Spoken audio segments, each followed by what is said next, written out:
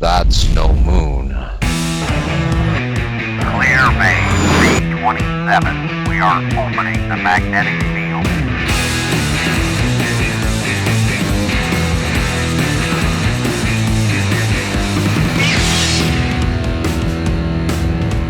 Hello there, and welcome to Docking Bay 327.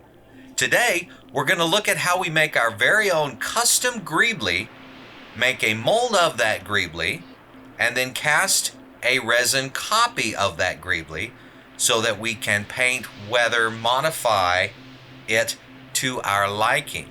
Now, this is actually part of a larger build that's almost ready. So, you'll want to stay tuned for that. If you haven't subscribed already, be sure and do so and click the notification bell. That way you'll be alerted as soon as the video is posted. Now, let's get into this week's build. For this build, I don't have any reference pics and I didn't use Illustrator. I simply started by picking out some cool looking Greeblies from my Greebly bins.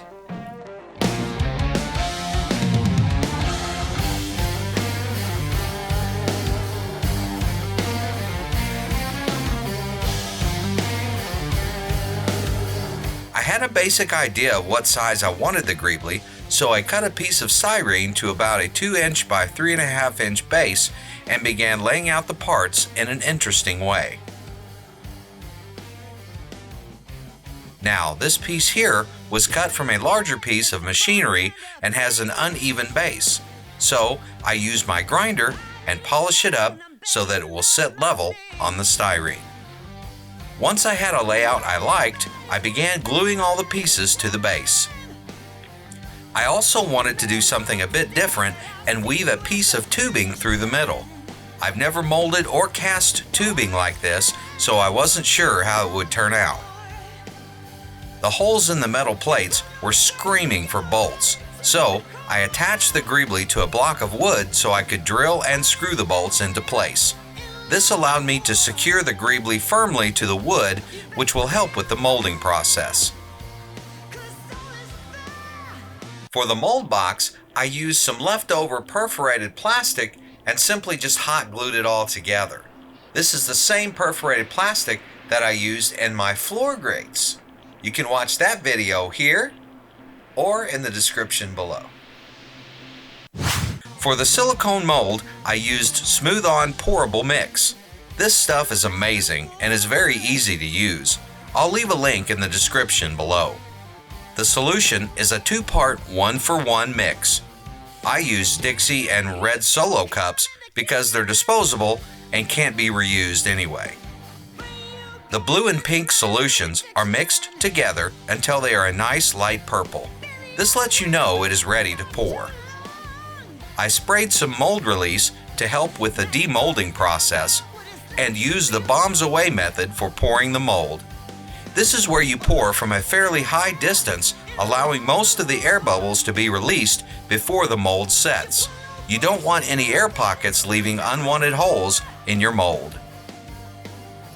It takes at least 6 hours for the mold to cure, so I left it overnight and the next morning anxiously broke apart the box and carefully removed the mold from the original Greebly.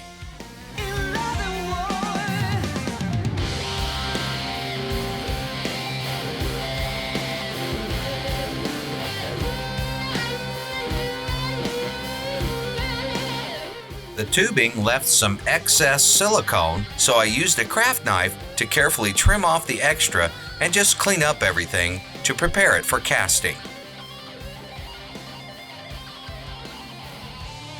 I used Smooth-On's 2-part 1-for-1 resin mix.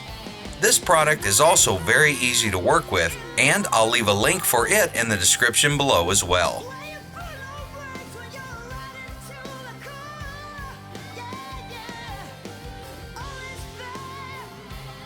It cures a bright white, so I added a little black tint to part B so it would cure a dark gray instead.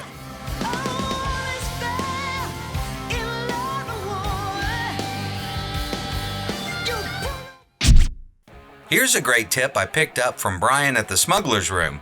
When you pour a cast, Have a few extra molds out and ready in case you have too much resin for the main piece. You can keep from wasting the rest. I slowly poured the resin into my mold, making sure it filled in all the nooks and crannies. I also squeezed the sides all around to make sure the resin filled the mold completely. Then I of course had more than I needed, so I poured the rest in my extra molds.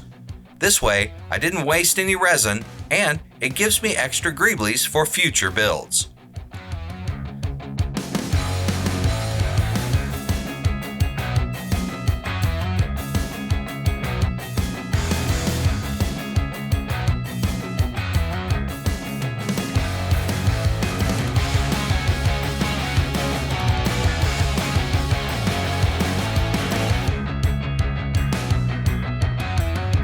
The resin only needs about 15 minutes or so to fully set up, so I don't have to wait nearly as long to see the final result.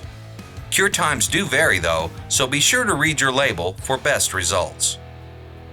As I inspected the resin cast, I was amazed at how much detail the mold picked up, and the tubing turned out perfectly.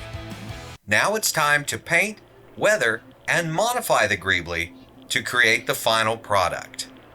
I used some silver rub and buff on the two plates as well as on some of the edges of the other Greeblies to give it that chipping and scratched effect, so that it appears that this piece of plastic is actually made out of metal. I then drilled holes in the bottom part so I could add some wiring. This gives the illusion that it actually does something.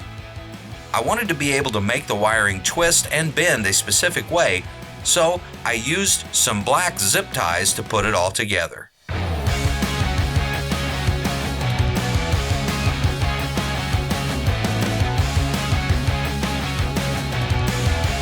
I also drilled a hole in the top so that I could add an LED to bring it to life.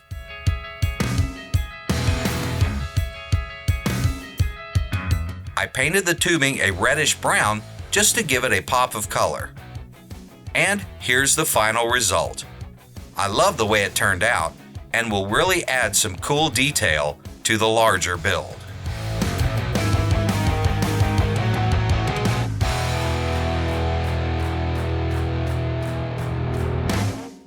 So there you go, our own custom Greebly that we now have a mold of and can make as many resin copies as we want.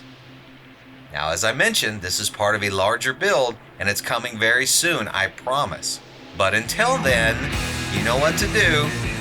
Build with what you know and figure out the rest.